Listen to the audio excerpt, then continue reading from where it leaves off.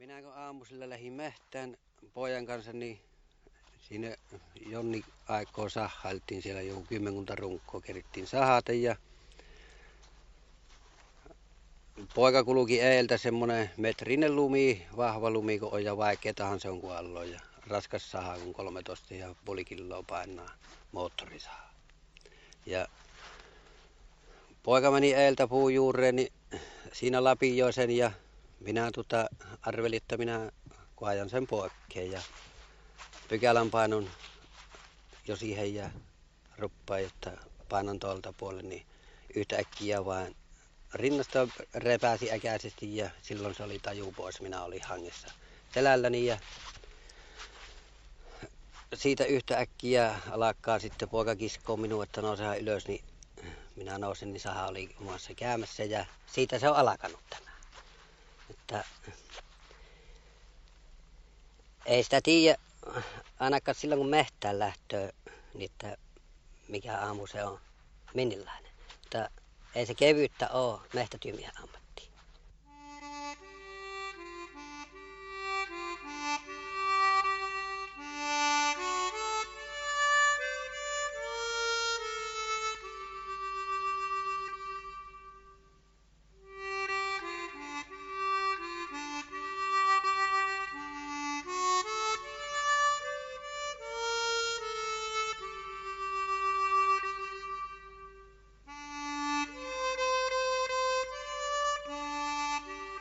Metsätyömies Jätkä on usein saanut pukea päälleen hieman hassunkurisen asun.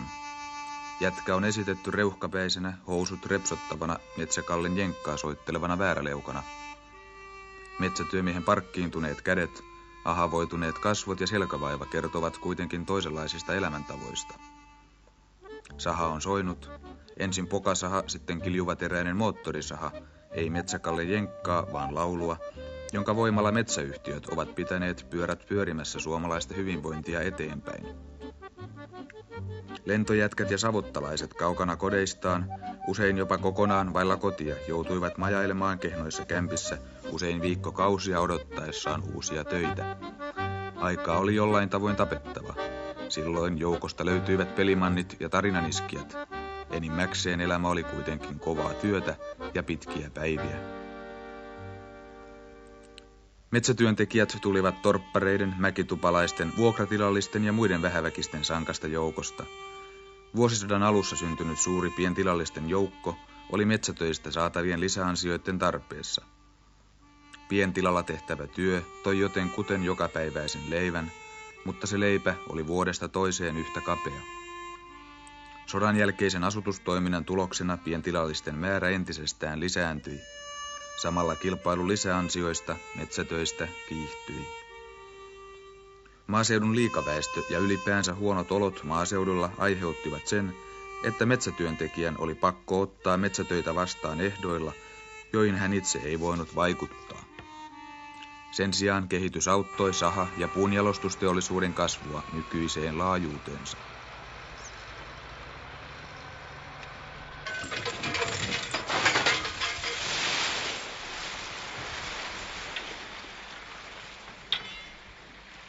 Metsätyömies, lentojätkä ja uittomies on ollut yksi tärkeä lenkki siinä ketjussa, jonka varaan yhteiskuntamme hyvinvointi on rakennettu. Kysytään, missä määrin hyöty näistä saaduista vientituloista on tullut takaisin metsään, metsätyöntekijöiden sosiaalisen ja taloudellisen aseman parantamiseksi.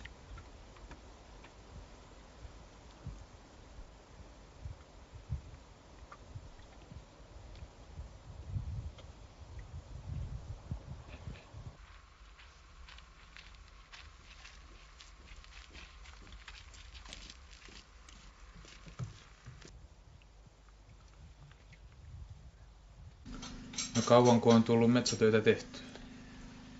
No siinä 31 vuotta minä olen tehnyt. Minkä ikäinen nyt olette? Minä olen nyt 51 täytin keväällä.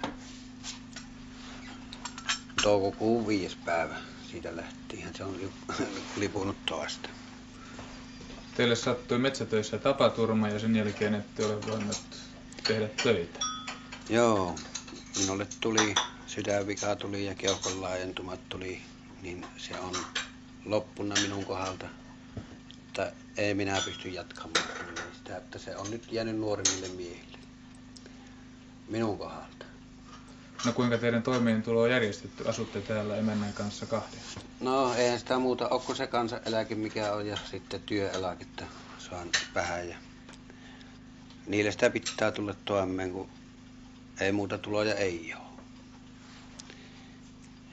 Pienenlainenhan se on, kun sitä pitäisi sillä saada se ruuat ja vaatteet ja kaikki toimeentulo.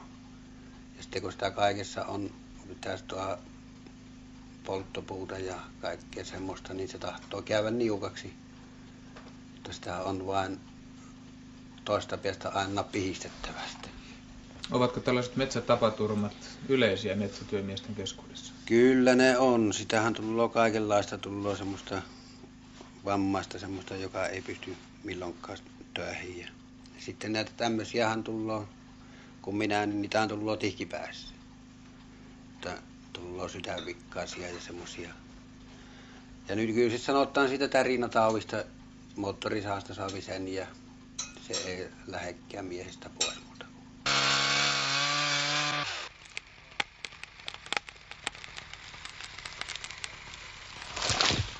Tutkimukset metsätyöntekijöiden elintasosta ja asenteista osoittavat metsätyön olevan hyvin vähän haluttua.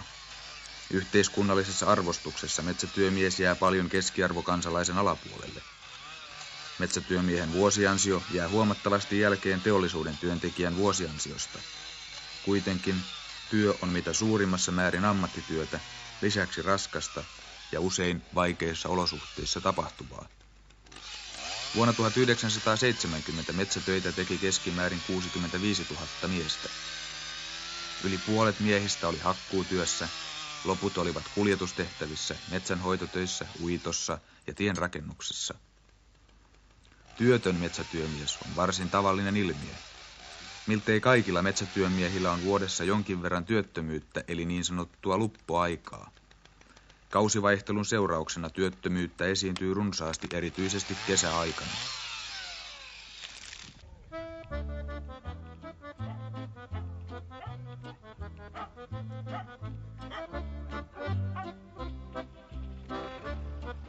Suurin osa metsätyöntekijöistä asuu omistamassaan talossa.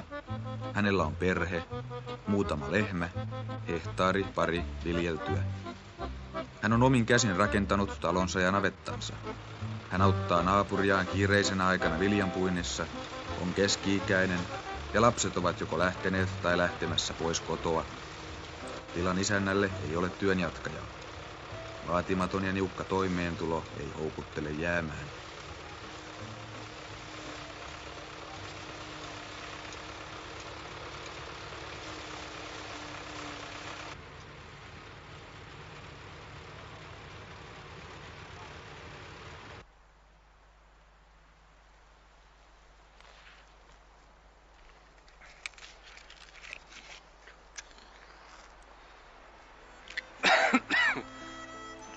Kyllä illalla tulla saunaan.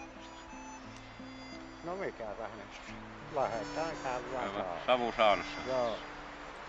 On tehdään kai muutama puu vielä tässä, kun Tää kesken heitetään. Joo.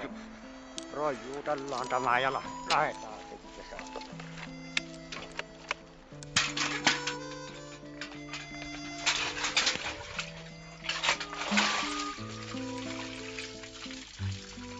Huolimatta monista vaikeuksista ja puutteista leimaa varsinkin syrjäseutujen asukkaiden elämää tietty elämänmyönteisyys.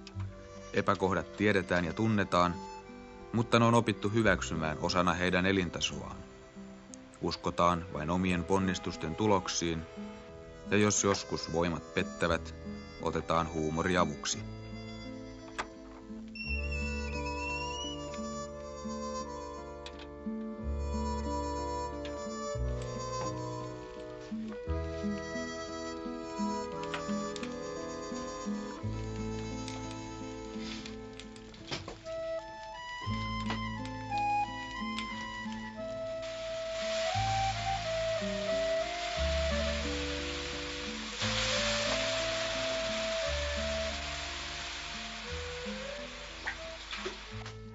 Eikö terveys ole ihan riimakunnossa vielä? No ei, enää ole tällä iällä. Miten se enää riimakunnossa pystyy olemaan, vaan siinähän vielä köpittää. Selkähän sun melkein ensimmäinen ehkä. Niin se on. Mitä se ainakin minulla koettelee. Niin ja on. paljon. Se on kyllä. Nämä vaan, niin ne on aamusella ainakin kun nukkumasta nousuu, niin ne on melko lailla jäykiä. Ihan ne on, että se on Käymällä kun mennään, niin siinä vaan on vain, jotta miten sitä pyyhittää, kun sitä pahemmin rupeaa olemaan. Niin se on. Ja käet sitten, nehän ne on. Ne kun ei kylmää enää suoja yhtään. Ne on vähän ajan päässä, kun joku pikkusen aikaa kun vain jäähtyy, niin ne on ihan valakka. Se ei pysy sahaa käsissä mennä. No ei, ja niin kuin kuolleero. Ihan kuulu. Ja kuulo vielä. Niin, sepä se on. Hyväksi. Eiköhän liian löydä. Jotta kaveri sanoo, joo. Sirrautetaan vähän. Mutta kun kaveri sanoo, niin ei kun huminaa. No niin se on. En minä tiedä, että moottori saako siihen vai mikä se vaikuttanut. Kyllä ne tietysti pitkin, se ei voi tehdä siinä. Joo. On siksi paljon käsitelty kuitenkin sitä ei vähettä. Joo. Joo, se niin on.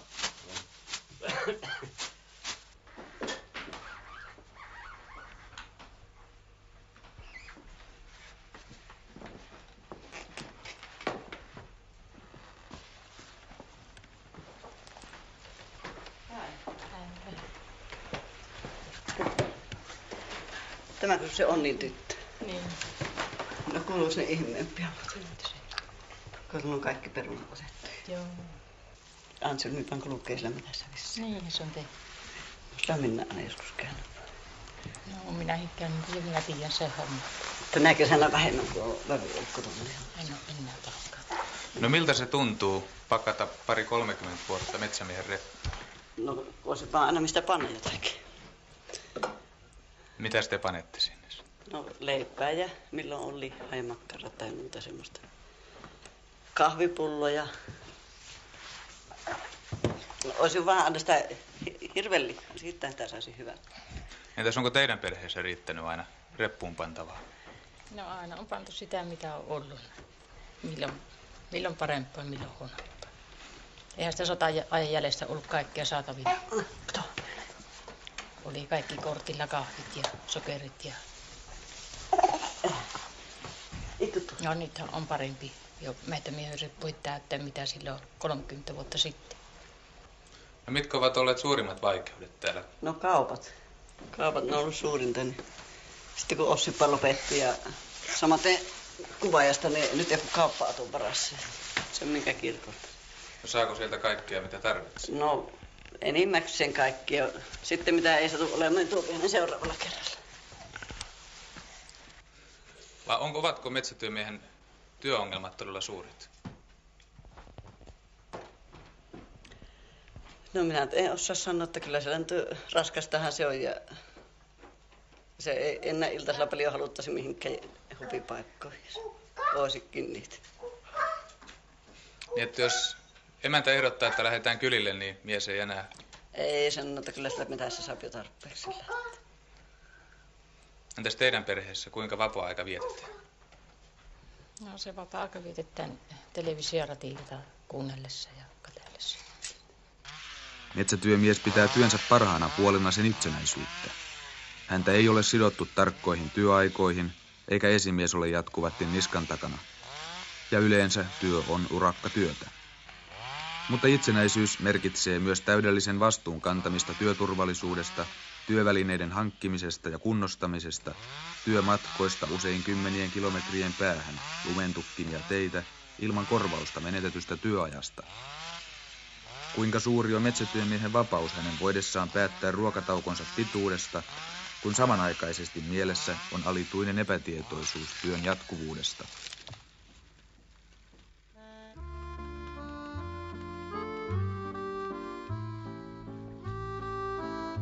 Saloilla ja selkosilla elävä ihminen arvostaa aikaa kaikesta huolimatta.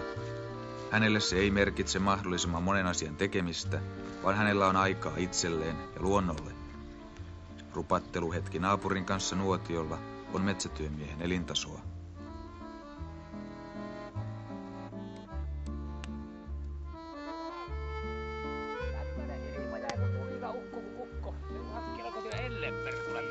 Minun ei. Otetaan kahvit ja kaikki täällä. Oo. No tarjoaa. No tästähän saa. Piru, huittaako? Kun. Tässä silloin kun tehtiin hevosille, annettiin reidetukit. Niin. Niin oli tiemiehet ja kuokkamiehet ja muut. Ja minä teen palstassa tukkia, niin minä huusin hevosmiehen, kun tuli kuormahakko, että juua ensin kahvit ja pannaan sitten se kuorma vasta. Se ei kuulu, minä huusin kovemmin, että tulehan kahville, niin se tiemies kuuli, joka kuokki tietä tuntematon mies, maailman kulkumiehiä, niin käveli sinne palstaan kuokka-alalla ja sanoi, että kuulinko minä väärin vai huutettiinko kahville. Niin minä sanoin, että no ei mitään väärin, juuahan kahvit. Ja se karsi koko iltapäivän mulle tukkia ja sitten kun päivällä enää tiellä oli, niin kannatti hänen kahvit tarjota. Kyllä. No. Se oli niin kuin sinun voitto se kahvi. No se oli minun voitto se kahvin tarjous. Sinähän poltat voimakkaita syötä. Piippua minä tavallisesti poltava. Näen sunnuntai tupakan tähteitä. Täällähän istutaan kuule kun arvopaperin pörssissä kohta sikarit leuassa. Sikarit leuassa? Niin. Toissa syksynä oltiin metällä. Se oli viimeinen metästyspäivä ja me tuossa Purovarssa oltiin ja siinä sitten minun koirani me käveltiin, niin se ajeli teeriä siinä ja sitten meidän eistä lähti jänis ja minähän sitä yritin ampumaan. Mulla oli semmoiset sormikkaat, ne oli semmoiset kastuvat, niin minä haulikosta varmistin tai pukkasin, vaan se ei onnistunutkaan. Se varmisti, että se ei ollut täysin pois päältä ja se lähti laukkaamaan se jänis ja minä sen jälkeen yritin sitä ampumaan, vaan eihän se ottanut tulta, kun se oli varmistimissa vielä se haulikko. Ja se jäniksen perhana laukkasi sinne koira eteen ja se lähti koira ajamaan sitä jänistä ja siinä oli perhana susi siinä saarekkeella sitten ja saatari. Ja sinne reissulle jäi sitten koira. Niin.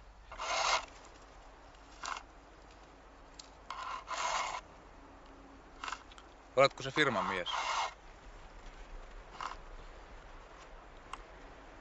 Kyllä kai sitä siksi voi sanoa, koska töissä on firmassa. Sä käyt kaverin kanssa samalla autolla työmaalla. Joo, mitä kaverin kanssa käydään. Onko se helpompi ja halvempi tapa? Kyllähän se halvempi on ja tapauksessa, kun ei tarvitse kuluttaa kahta autoa samana päivänä. Matkahan on paljon tällä hetkelläkin, 46 kilometriä tulee yhteen suuntaan, edestakainen matka on 92 kilometriä päivässä. Entäs sinulla? Niin, me ollaan naapureita, että meillä on sama matka. Tuntuuko tämä matka pitkältä? No mitä se autolla, kyllä sen pian mennään. Maksetaanko korvausta tästä matkasta? Kyllä sitä maksetaan. Jos yksistään kulkee, niin saisi 20 penniä, mutta kun on kaveri mukana, niin saa sitten 22 penniä kilometriltä. Riittääkö se? No kyllähän se riittää, mutta eipä se paha olisi, vaikka siihen vähän lisääkin saisi. No lähtisitkö kämpälle asumaan? En missään tapauksessa. Kämppäelämään on haluttu liittää tiettyä romantiikan hohdetta kämppäemäntineen ja kämppäukkoineen. Vaatimattomissa ja karuissa oloissa elävä metsätyömies tuskin tuntee oloaan kuitenkaan ylen romanttiseksi. Asumismuotona kämppäelämä on väistymässä syrjään. Metsätyöntekijät haluavat siirtyä asutuskeskuksiin ja vaatimattomankin kämpän ylläpitämisestä tulee kustannuksia. Nykypäivän kämppä, joita on etenkin Itä- ja Pohjois-Suomessa, on siirrettävissä paikasta toiseen joko kokonaisena tai viipaleina. Työnjohtajien terävänpään ja miesten majoituspuolen välissä on emännän valtakunta, keittiö ja ruokailutilat. Ja kämpän varusteisiin kuuluu luonnollisesti myös suomalainen sauna.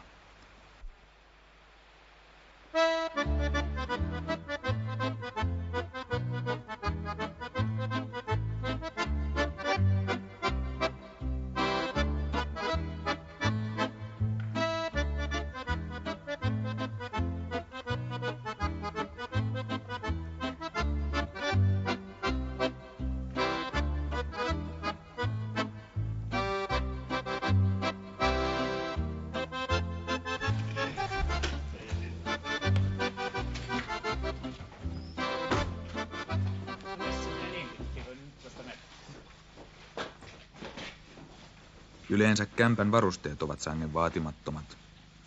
Jokaisella miehellä on oma vuode, ja oma kaappi. Pesuallas ja kuivaustilat ovat yhteiset. Illat metsätyömiehillä kuluvat etupäässä kortinpeluussa ja television katselussa. Matka asutustaajamiin on usein pitkä ja virkistäytymismahdollisuudet ovat muutenkin hyvin vähäisiä.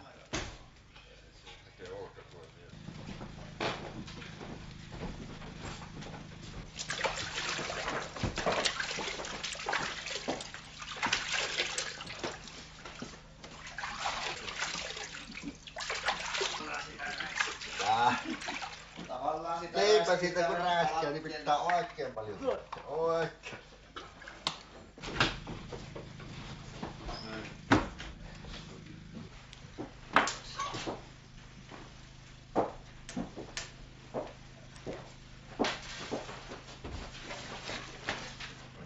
No mitä parannuksia voitaisiin kämppaloihin tehdä?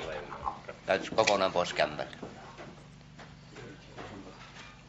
Koti sieltä kuluttaa. Mitä muita parannusehdotuksia? Ainakin jos kotia kuljetettaisiin, niin pitäisi tosiaan olla leimikkokohtainen lämmin koppi, jossa voisi työvaatteet heittää, siis märät vaatteet. Yöajaksi kuivumaan ja kuivat laittaa päälle ja sitten lähteä vasta kotiin. Ei voi lähteä pitkälle matkassa märissä ja kuuraisissa vaatteissa, ne sullaa matkalla. Ja se on varmasti likon märkä, kun on perille päästy. Eikä siitä vaimokaan tykkää? Ei varmasti tykkää. Se on melko pahalla päällä kotiin. Ja ehkä näille poikamiehille pitäisi samat lähtökohdat olla, että olla jonkunmoinen koti siellä kylällä, minne tulee. Ehkä se olisi jokin ratkaisu. Eihän ne voi täällä silloin olla, jos kuljetaan kotiin.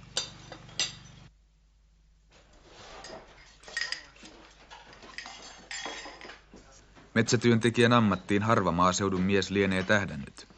Siihen vaan on jouduttu, koska koulupohjaa tai edes mahdollisuutta keveämpiin töihin ei ole ollut. Tänä päivänä yli puolet metsätyömiehistä haluaisi, jos se olisi mahdollista, vaihtaa toiseen ammattiin. Ja osa toteuttaakin sen hakeutumalla töihin Etelä-Suomeen tai Ruotsiin. Metsätyöntekijät vähenevät. Jo muutaman vuoden kuluttua heistä arvioidaan olevan puutetta. Työnantajat ovat huolissaan tilanteesta ja pyrkivät turvaamaan työvoiman saannin poistamalla osan niistä syistä, joiden tähden metsätyömiehen asema on heikko. Metsätyövoimaa vakinaistetaan. Tällä hetkellä ammatikseen metsätöitä tekevistä vain noin 5–10% on vakituinen työsuhde. No onko teillä ollut mahdollisuutta valita ammattia, kun olette tullut metsätöihin? No se on semmoinen juttu, kun jo kansakouluakaan käynyt ollenkaan, että eihän niitä ole, ainakaan nykyaikaan. Se on melkein ihan niin kuin pakkoveivarissa olla. Entäs muu?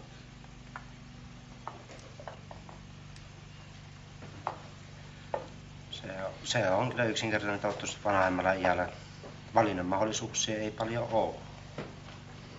Tosiaan lapsina on joutunut ja koulut on jäänyt käymättä. Silloin kun olisi pitänyt peruskouluun mennä, niin sanottiin, että menkää pöllymehteen.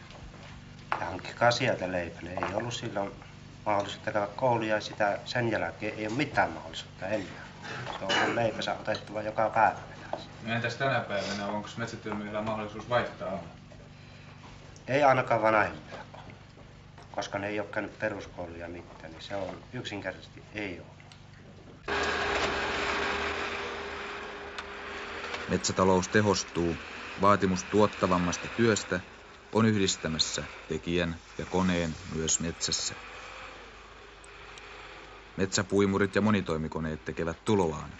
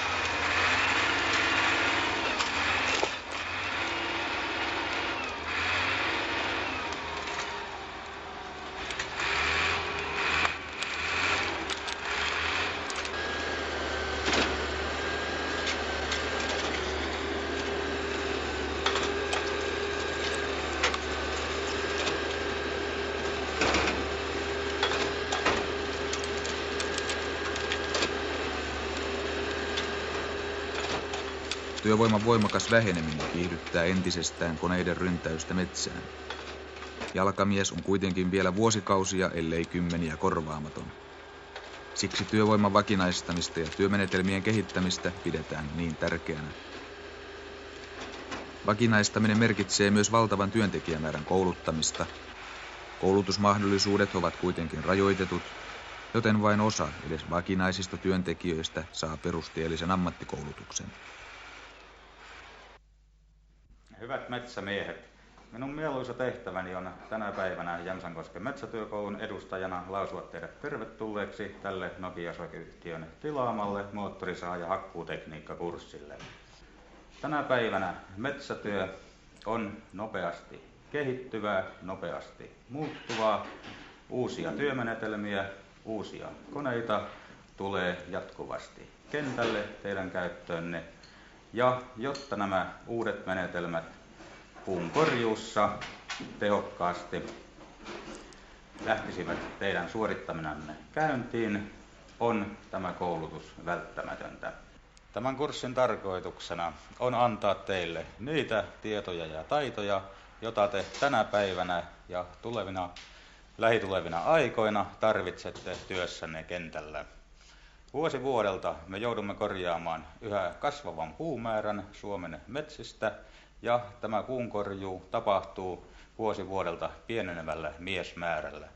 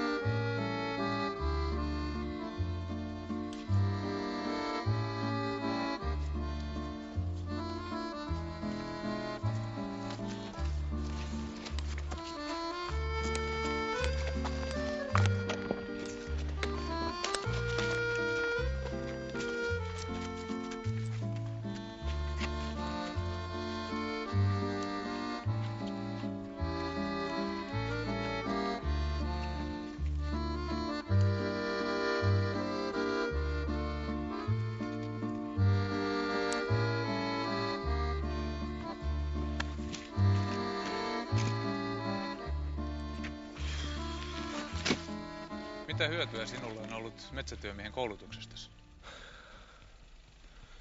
Metsätyömiehen koulutuksesta?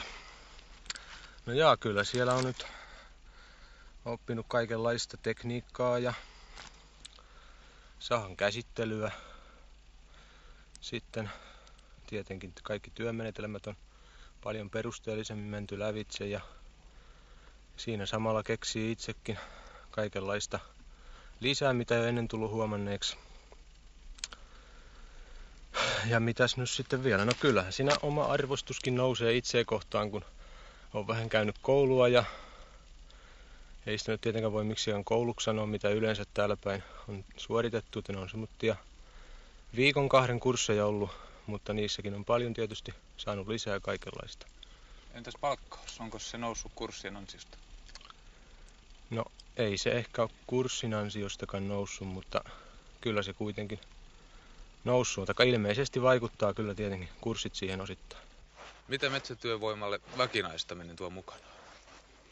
Sehän tuo monenlaisia riskitekijöitä.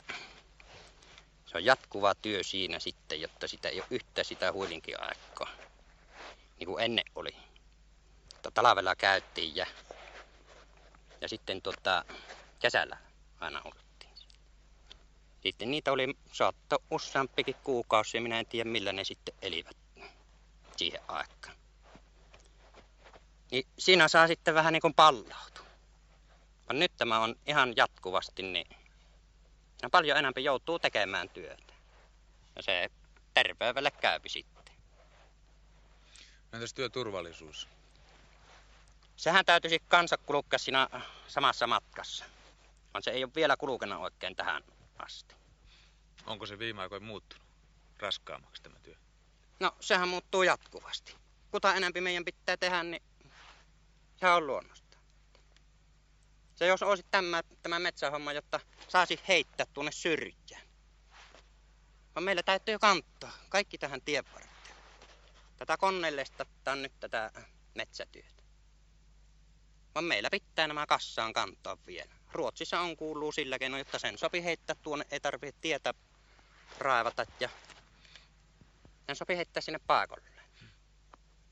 Mutta sitä ei paljon tarvitse liikuta. No entäs moottorisaha? Sillähän tehdään kaikki työvaiheet nykyisin. No sillähän tehdään ja sehän se on kaikkiin suuri vihollinen sitten meillä. Siinä tullut ne kaikki tärinäsairaudet ja sun muussa. Ja sitä jos jouvuttaa, niin kuin sanotaan, se tappikarsinta ja reppukarsinta. Minä en kannata sitä ollenkaan, semmoista juttua. Se on vaikea sitten, jos sitä päivät rillataan 8 tuntia sahaa vaan tuossa kuppeilla kiikutetta. Siinä oksissa nyhtä. Siellä kyllä täältä nämä puslat rupeaa lähtemään. Minulla on ainakin semmoinen käsitys. Tietenkin, jos siitä saisi sitten sen kohtalaisen palkan ja vähempi tarvitsee sitten. Suurin osa metsätyömiehistä työskentelee erittäin vaarallisissa olosuhteissa. Noin puolella ammattimaisista metsätyömiehistä on havaittu moottorisahan tärinän aiheuttamia sairausoireita ja vaurioita. Ja niiden määrä on lisääntymään päin moottorisahan käyttöajan pidentyessä. Jatkuva työskentely kovassa, yli 85 desibeliä ylittävässä melussa saa aikaan vähittäisen kuuroutumisen. Tällä hetkellä markkinoilla olevien moottorisahojen melutaso on keskimäärin 105 desibeliä, siis huomattavasti enemmän. Sosiaali- ja terveysministeriö on havainnut moottorisahan erittäin vaaralliseksi työvälineeksi. Tähän päivään saakka kukaan ei ole valvonut moottorisahojen turvallisuutta, mutta vuoden 1972 alusta lähtien sovelletaan työturvallisuuslakia myös moottorisahoihin. Käytettäessä moottorisahaa työvälineenä metsätöissä saa metsätyömies vähentää verotuksessa 30% niin sanottuna moottorisahavähennyksenä. Tämä aiheuttaa kuitenkin samalla sen, että sosiaalilainsäädännön turvaamat edut, kuten eläke, tapaturmakorvaus, sairausvakuutus ja vuosiloma pienenevät vastaavalla osuudella. Kovasti puhuttu. Sen tunnette tästä, kun painatte kädellänne, niin tämä joustaa. Joo, se näkyy joustaa. Samaten se joustaa tällä toisella kädellä. Painatte täältä, tunnette. Se joustaa täältä. Siinä häviää ne valkoiset sormet, josta tosiaan puhutaan metsämiesten ammattitautina jatkuvasti. EFTA ja maksutase ovat käsitteitä, joiden sisällöstä metsätyöntekijä ei ehkä ole perillä. Mutta silti maaseudun ihminen kokee niiden vaikutuksen. Puunjalostusteollisuuden vientivaikeudet heijastuvat ensimmäisenä metsätyöntekijän oloihin. Jos puu ei lähde metsästä, ei jätkäkään saa työtä. Jo 30-luvulla eduskunta kiinnitti huomiota metsätyöntekijöiden kykenemättömyyteen valvoa omia etujaan. Syntyi palkkatarkkailujärjestelmä, jolloin vuodesta 1934 50-luvun puoliväliin saakka käytännössä valtiovalta päätti metsätyöntekijöiden palkat. Tänä päivänä valvontatehtävää varten on vielä olemassa erityinen metsäpalkkaosasto.